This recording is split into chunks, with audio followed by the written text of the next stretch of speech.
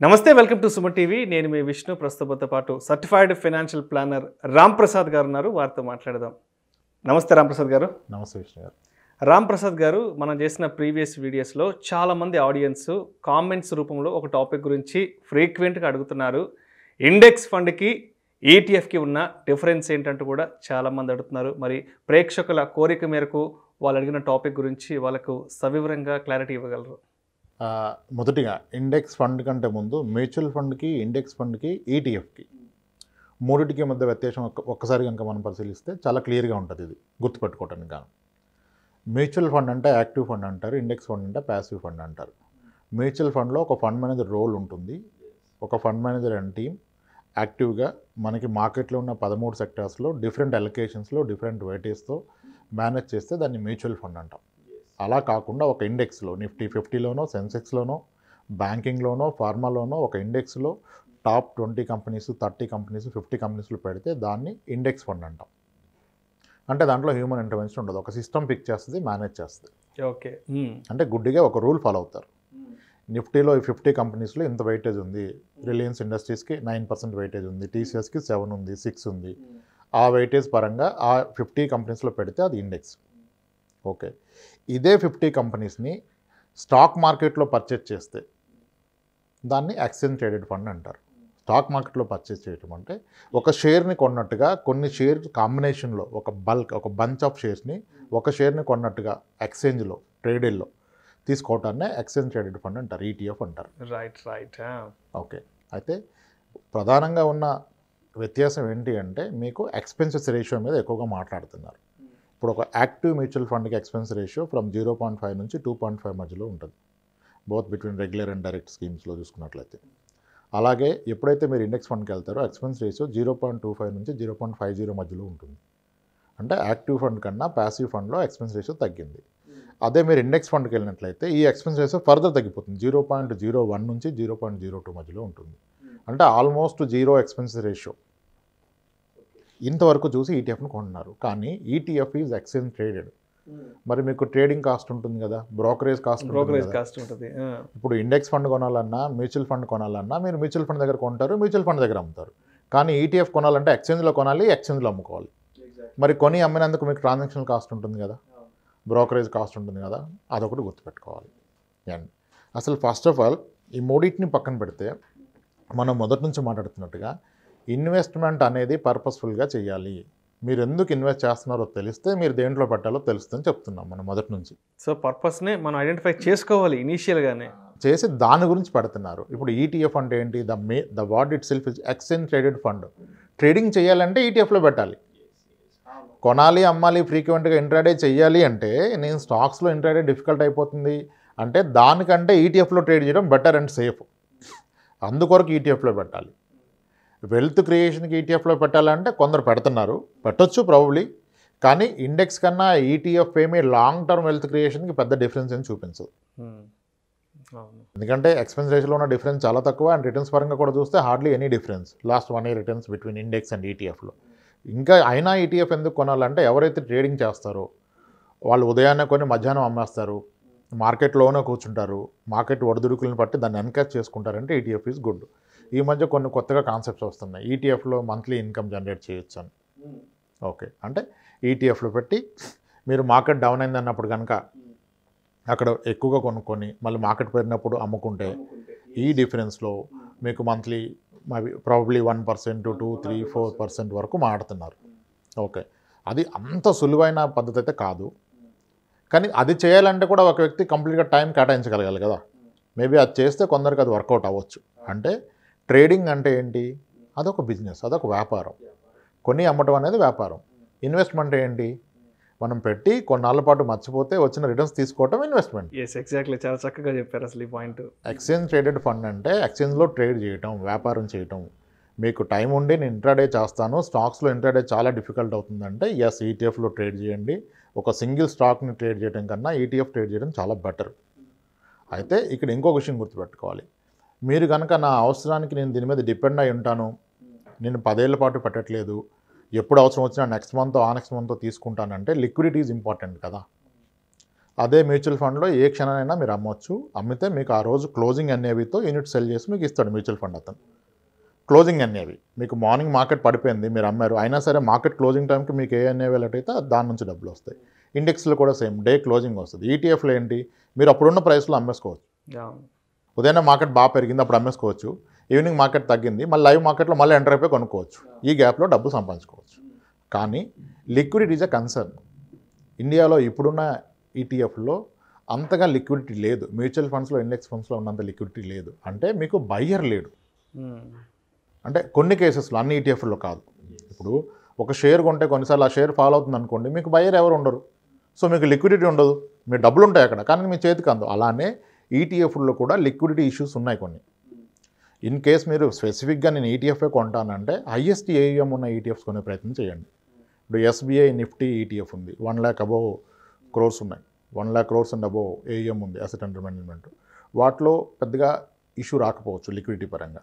Smaller ఈటీఎఫ్స్లోకి వెళ్ళినట్లయితే మీకు liquidity పరంగా ఇష్యూ వస్తుంది. అండ్ ఈటీఎఫ్స్లో కూడా పలు రకాలైన ఈటీఎఫ్స్ ఉన్నాయి.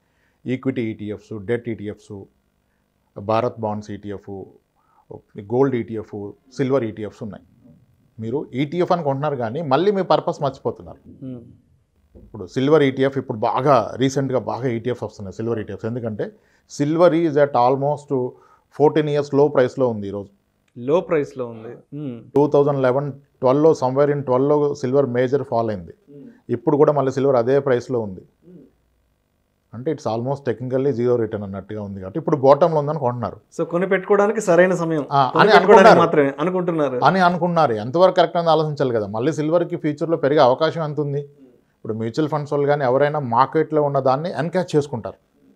మార్కెట్ కండిషన్ బట్టి ఇప్పుడు ఎన్ఎఫ్ఓలు విపరీతంగా, ఐపీఓలు విపరీతంగా ఎందుకు వస్తున్నాయి, మార్కెట్ ఆ రేంజ్లో ఉంది కాబట్టి ఈ టైంలో ఫ్లోలో కొట్టుకొని పోవచ్చని వచ్చేస్తున్నారు ఫట్ ఫట్ ఫట్ ఫట్. అలానే ఇప్పుడు సిల్వర్ ఈటీఎఫ్స్ వస్తున్నాయి. మీ పర్పస్ ఆఫ్ ఇన్వెస్ట్మెంట్ ఏంటి? సిల్వర్ ఎంత పెరుగుతుంది రాబోయే 10 ఏళ్లలో? మీ అవసరం 10 ఏళ్ల పాటు ఆగగలిగిందా? 1 yearలో ఉండగలిగిందా? 2 yearsలో ఉండేదా? దాన్ని బట్టి కదా. సో ఇప్పుడు కొత్తగా వచ్చింది, ఇది కొత్తగానే కొత్త ఒక వింత అన్నట్టుగా దూకేస్తున్నారు. అలా కాదు, మీ అవసరానికి అనుగుణంగా పెట్టుకోవాలి. అండ్ ఇక్కడ అందరూ వరీ అవుతుంది ఏంటి, ఎక్కువ టాపిక్ ఏం నడుస్తుంది, ఎప్పుడు మనం ఏది చూసినా, ఎక్కడ ఆర్టికల్ చదివినా ఎక్స్పెన్సెస్ రేషియో, యాక్టివ్లో ఇంత, ప్యాసివ్లో ఇంత, ఈటీఎఫ్లో ఇంత తక్కువ ఉంది కాబట్టి కొనుక్కోండి అన్నాడు. కానీ ఇక్కడ ముఖ్యమైన విషయం నిజానికి ఎక్స్పెన్స్ రేషియో కాదండి. ఎక్స్పెన్స్ రేషియో కాదు. మీరు ఎందుకొరకు పెడుతున్నారు, మీకు ఎంత కావాలి, దానికి ఎంత పెట్టాలి. ఇండెక్స్ ఫండ్ రైటా, ఈటీఎఫ్ రైటా, యాక్టివ్లీ మేనేజ్డ్ ఫండ్ రైటా కాదు, రైట్ అమౌంట్ ఎంత అనేది, అది కదా మోస్ట్ ఇంపార్టెంట్ థింగ్. మీరు ఎంతో రీసెర్చ్ రోజుల కొద్దీ చేసి ఒకటి ఇది రైట్ అనుకుంటున్నారు. ఎస్, నిజానికి అది రైట్ అనుకోండి, కానీ మీరు పెడుతున్న అమౌంట్ రాంగ్ కదా. 15 నెలల్లో మీకు అవసరం ఉంది, మాస్టర్స్కి పంపించాలి, 1 crore కావాలి. 15 నెలల్లో మీకు 1 crore కావాలంటే మంత్లీ 16-18 పెడితే తప్ప 1 crore రాదు, 14-13% ఇంట్రెస్ట్లో. అప్పుడు మీరు 2,000-3,000 పెడుతూ నేను ఈటీఎఫ్ బెస్టా, ఈ స్టాక్స్ బెస్టా, స్మాల్ కేస్ బెస్టా అనుకుంటే ఉపయోగం లేదు కదా. ప్రాసెస్ అంతా కరెక్ట్, బట్ ద ఇన్పుట్ మీరు ఇస్తుంది రాంగ్ ఇన్పుట్. ఆబ్వియస్గా అవుట్పుట్ ఎలా ఉంటుంది, ఇన్పుట్ని బట్టి అవుట్పుట్ వస్తుంది. మీరు ప్రాసెస్ మీద కాన్సన్ట్రేట్ చేస్తున్నారు, ఇన్పుట్ని వదిలేస్తున్నారు. ఇప్పుడు రోజుల కొద్దీ రీసెర్చ్ చేసి ఈటీఎఫ్లో పెడతానంటే ఈటీఎఫ్లో ఎందుకు పెట్టారు మీరు? ఎందుకంటే ట్రేడింగ్ వరకు పెట్టారంటారు. ట్రేడింగ్ అందరికి కాదు కదా, ట్రేడర్స్కే ట్రేడింగ్. ఇన్వెస్టర్స్కి ట్రేడింగ్ ఎలా అవుతుంది? లేదు, కుదరదు. ఇన్వెస్టర్స్ ట్రేడింగ్ అవ్వదు కదా. సో ఫస్ట్ మీ ఫైనాన్షియల్ ఆబ్జెక్టివ్ ఏంటి, మీరు ఎందుకొరకు ఇన్వెస్ట్ చేస్తున్నారు, అది ఎప్పుడు అవసరం, ఎంత అవసరం, అప్పుడు అంత రావాలంటే ప్రజెంట్గా నడుస్తున్న ఈటీఎఫ్ కానీ, ఇండెక్స్ ఫండ్ కానీ, యాక్టివ్లీ మేనేజ్డ్ ఫండ్ కానీ, దీంట్లో గత 10 ఏళ్ళుగా వచ్చిన రిటర్న్ అంతా నేను నెక్స్ట్ 10 years తర్వాత కావాలంటే ఈ రిటర్న్ మోస్ట్లీ రిప్లికేట్ అవుతుంది. అక్కడ కూడా 20% అటు ఇటుగా అవుతుంది. ఆ 20% డిస్కౌంట్ చేసి గత 15 ఏళ్ళుగా ఈ పలానా మిడ్ క్యాప్ ఫండ్లో వచ్చిన రిటర్న్ వచ్చేసి 19.5% ఆర్ 21% ఇచ్చాయి. సో మళ్ళీ రాబోయే 10-15 ఏళ్ళు నేను ఉంటాను కనుక మళ్ళీ 19 వస్తుందంటే 19 పట్టుకోవద్దు, మీరు 15% పట్టుకోండి. సో 15%లో నాకు రాబోయే 15 నెలలు ఇంత కావాలని ఎంత పెట్టాలి, మీరు సటన్ 22,000 per month పెట్టాలి. దాని మీద మీరు ఫోకస్ చేయాలి. కానీ అది వదిలేసి నేను 2,000 పెడతాను, 3,000 పెడతాను, ఇది ఈటీఎఫ్ పెట్టాలా, ఇండెక్స్ ఫండ్ పెట్టాలా, సెక్టర్ ఫండ్ పెట్టాలా, హైయెస్ట్ రిటర్న్ పలానా సెక్టర్ ఫండ్ ఇచ్చింది, డిజిటల్ ఇండియా ఫండ్ ఇచ్చింది, ఐటీ సెక్టర్ ఫండ్ ఇచ్చింది, దాంట్లో పెట్టేస్తా, స్మాల్ క్యాప్లో 80% వచ్చింది దాంట్లో పెట్టేస్తా, ఇది కాదు. సో ఎస్, నిజానికి రిటర్న్స్ పరంగా చూసినట్లయితే ఇండెక్స్కి ఈటీఎఫ్కి మధ్య పెద్దగా వ్యత్యాసం లేదు. అండ్ లిక్విడిటీ కన్సర్న్ ఈ రోజుకి ఇండియాలో కొన్ని ఈటీఎఫ్స్లో ఉంది. ఓకే, అలా అయితే ఇండెక్స్ ఫండ్ బెటర్. కానీ ఇండెక్స్ ఫండ్ ఎందుకు, గత 5 ఏళ్ళుగా ఇండెక్స్ ఫండ్స్ యాక్టివ్లీ మేనేజ్ ఫండ్స్ని బీట్ చేసే కొన్ని కేటగిరీస్లో. లార్జ్ క్యాప్లో index fund out right beat చేసింది యాక్టివ్లీ మేనేజ్ ఫండ్ని, మిడ్ క్యాప్లో ఆల్మోస్ట్ హయ్యర్ రేట్నే ఇచ్చింది, బట్ స్మాల్ క్యాప్లో ఫెయిల్ అయింది. ఓకే, సో మీ ఆబ్జెక్టివ్ని బట్టి ఇప్పుడు మరి స్మాల్ క్యాప్లో ఫెయిల్ అయినప్పుడు ఇండెక్స్ ఫండ్కి స్మాల్ క్యాప్ కరెక్ట్ కాదు, స్మాల్ క్యాప్కి ఇండెక్స్ కరెక్ట్ కాదు. అప్పుడు మీరు స్మాల్ క్యాప్లో పెట్టాల్సి అవసరం ఉంటే మళ్ళీ మీరు మ్యూచువల్ ఫండ్లో పెట్టాలి. అలా కాకుండా ఈ మూడింటి కాంబినేషన్ చూడండి, స్మాల్, మిడ్, లార్జ్ క్యాప్ మూడింటిలో పెట్టాలంటే ఫ్లెక్సీ క్యాప్లో పెట్టాలి. మోస్ట్లీ ఫ్లెక్సీ క్యాప్ ఇండెక్స్ ఈరోజు అవైలబుల్ లేదు. మరి ఫ్లెక్సీ క్యాప్ మ్యూచువల్ ఫండ్ అయితే అన్ని ఇండెక్స్ ఫండ్ని బీట్ చేసింది. సో మీ అవసరానికి అనుగుణంగా పెట్టండి, కానీ ఎక్స్పెన్స్ రేషియో గురించి, పిఈ రేషియో గురించి పట్టించుకోవద్దు. కొంతమంది క్లయింట్స్ వస్తారు టిపికల్గా, మనం ఒక ఫండ్ సజెస్ట్ చేశాక, సార్ దీని ఎక్స్పెన్స్ ఎక్కువ ఉంది కదా సార్, ఇది నాకు వద్దంటాడు ఆయన. ఒక లార్జ్ క్యాప్ ఫండ్ ఇచ్చాం మనం, ఆయన చూసి సార్ ఇది వద్దు సార్ మనకి అది తీసుకుందాం సార్ అంటారు. ఎందుకు సార్ అది అంటే, సార్ దాని ఎక్స్పెన్సెస్ 1.3 ఉందండి, ఇది 1.7 ఉంది కదా, ఇది వద్దండి అంటాడు. సార్ మరి రిటర్న్ చూసారా లాస్ట్ 5 ఇయర్స్గా 10 ఇయర్స్గా ఇది ఎప్పుడు 2% ఎక్కువ ఇచ్చింది కదా అంటే, అవును సార్ 2% ఇచ్చింది కానీ ఎక్స్పెన్స్ వెళ్ళిపోతుంది కదా అంటాడు. మీకు ఇచ్చిన రిటర్న్ అనేది పోస్ట్ ఎక్స్పెన్సెస్ కదా, మీ చేతికి ఏది వస్తుందో అది చూడండి, వెనక ఎక్స్పెన్సెస్ మీరెందుకు చూస్తున్నారు ఎక్స్పెన్సెస్. మీకు అది 14% ఇచ్చింది, 16.5 ఇచ్చింది, దాని ఎక్స్పెన్స్ రేషియో తక్కువ ఉంది, అయినా 14 ఇచ్చింది, దీని ఎక్కువ ఉంది అయినా 16 ఇచ్చింది, which is good for you. ఇది కదా, అది వదిలేసి ఎక్స్పెన్సెస్ రేషియో మీద రీసెర్చ్ చేస్తున్నారు. ఇప్పుడు కంపెనీ రీసెర్చ్ అంటే కంపెనీ డెట్ రేషియో ఎంత, ఈక్విటీ రేషియో ఎంత, PE, price to book, what ever ఇవన్నీ చూస్తున్నారు. అసలు ఈయన నెట్వర్త్ ఎంత అంటే, నెట్వర్త్ అంటే ఏంటి సార్ అంటాడు. నెట్వర్త్ అంటే ఏంటి సార్, అవును మీరు చాలాసార్లు నెట్వర్త్ అంటారు, నెట్వర్త్ అంటే ఏంటి సార్ అంటాడు. మీ అసెట్స్ మనస్ లయబిలిటీస్ సార్ అంటే, అదే సార్ నెట్వర్త్ అంటాడు. ఈయన నెట్వర్త్ తెలియదు, కానీ ఒక కంపెనీ స్టాక్ అనాలిసిస్ చేసేస్తారు ఈయన. వాడు అసెట్స్ ఏంటి, లయబిలిటీ ఏంటి, ప్రమోటర్ షేర్ హోల్డింగ్ ఏంటి, ఈ సెక్టర్లో గ్రోత్ ఎంత ఉంది, ఇవన్నీ చూస్తారు. బట్ పర్సనల్ ఫైనాన్స్ కదా మోస్ట్ ఇంపార్టెంట్. మీ పర్సనల్ ఫైనాన్స్ అనలైజ్ చేసుకొని, మీ ఆబ్జెక్టివ్స్ ఐడెంటిఫై చేసుకొని, వాటికి రిక్వైర్డ్ కార్పస్ అండ్ రిక్వైర్డ్ ఏ టైంలో కావాలి, దానికి మ్యాచ్ అయ్యే ప్రొడక్ట్స్ చూస్ చేసుకోవాలి. ETF I don't say it's a bad product, it's a good product, but not for all. Yes, ఇలా మీరు ఈటీఎఫ్ తీసుకోవాలొద్దా నిర్ణయించుకోండి. ఇంకా ఒక 1 వర్డ్లో చెప్పాలంటే, ఇండెక్స్కి ఈటీఎఫ్కి మధ్య రిటర్న్స్లో పెద్దగా డిఫరెన్స్ లేదు. కానీ లిక్విడిటీ కన్సర్న్ మీకు ఈటీఎఫ్లో ఉంది కనుక, మీరు లక్షల్లో ఇన్వెస్ట్ చేసినట్లయితే ఈటీఎఫ్ ఏం బెటర్ ఆప్షన్ కాదు. 1 crore అండ్ అబోవ్ చేసేవాళ్ళు, క్రోర్స్లో చేస్తున్న కార్పొరేట్ కంపెనీస్కి ఈటీఎఫ్స్ ఆర్ గుడ్. కొన్ని డెట్ ఈటీఎఫ్స్ ఉన్నాయి, భారత్ బాండ్స్ ఉన్నాయి, 7.58% ఇస్తున్నాయి డెట్లో సెక్యూర్డ్గా, with very less expenses ratio. వాళ్ళకి కానీ ఈ లక్షల్లో పెట్టే వాళ్ళకి ఈటీఎఫ్ ఏమి ఇండెక్స్ కంటే బెటర్ కాదు.